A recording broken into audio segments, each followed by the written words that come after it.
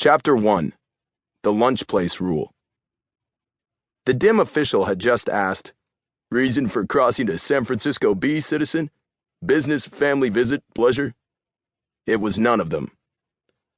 What had me in front of the dim official's booth, bag in hand, instead of at my desk at Wagner's kitchen contemplating the virtues of rice cookers and vegetable peelers, was this: Felix B.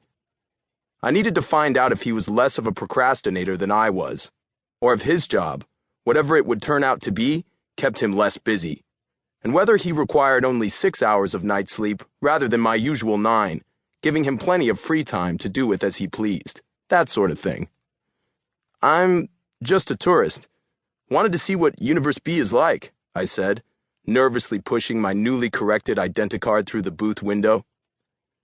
The official reached up to take it, his avocado green and turtlenecked uniform, standard issue for Department of Information Management employees, rising up in the back in the process. He glanced at the identicard but made no comment other than, "You look younger than 35, Citizen Sayers. Just missed it, eh?" "By a hair." As I waited while he typed something into his computer, a nearby ad, one of many that dotted the crossing terminal, caught my eye. "Sourdough bread, warm, tangy, better in B," it said. Virtual baguettes tumbled from the old Golden Gate Bridge onto an ocean liner entering San Francisco Bay. Well, really, I thought. I'd heard that their sourdough bread was good, but butter in B would have been catchier, not to mention more tactful. Not that we A-dwellers didn't have our share of ads bragging about pristine national parks, clean air, and the like, but none of them at Wagner's kitchen. Wagner made sure of that. The virtual baguettes threatened to overflow the ship like a too-small breadbasket. Then the ad changed, and their place was taken by premium-quality, almost cat food, now available in both universes. "Citizen Sayers." I turned my attention back to the booth. "Yes?"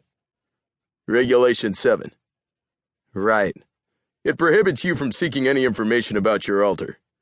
Right. Even those of us who had grown up thinking they were uniques knew about Regulation 7. "And from contacting your altar unless expressly invited to do so by Citizen Sayers B himself." "Right," I repeated, swinging my backpack up across both shoulders.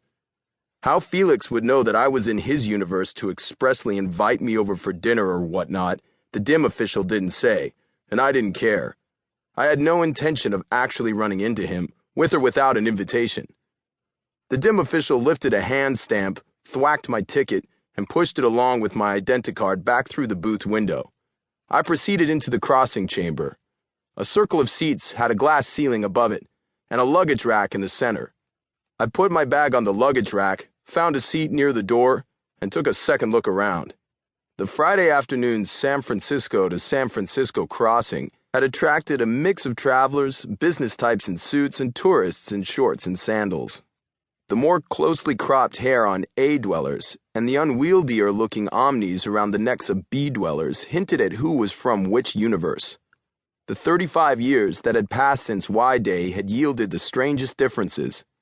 I leaned forward to get a better look at the luggage stacked in the middle of the chamber.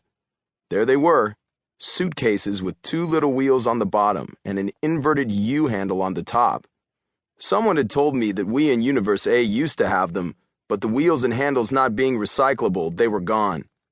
I rubbed my shoulders, sore from standing in line with my beige, biodegradable backpack.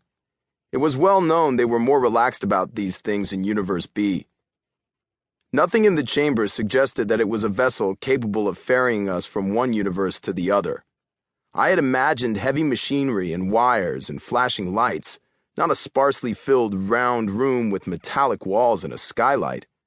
For a moment, I thought I saw a shimmer above the luggage rack, like a bit of warm summer air dancing over hot pavement, but decided I was imagining things.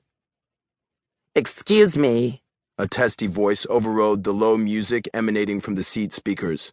"Are we expecting more passengers?" The A-dweller, or B-dweller, she was one traveler about whom I couldn't tell, seated on the other side of the luggage rack, had lowered the magazine in her hands and addressed a crossing attendant walking by. A wave of whispers swept through the chamber, like it was bad form.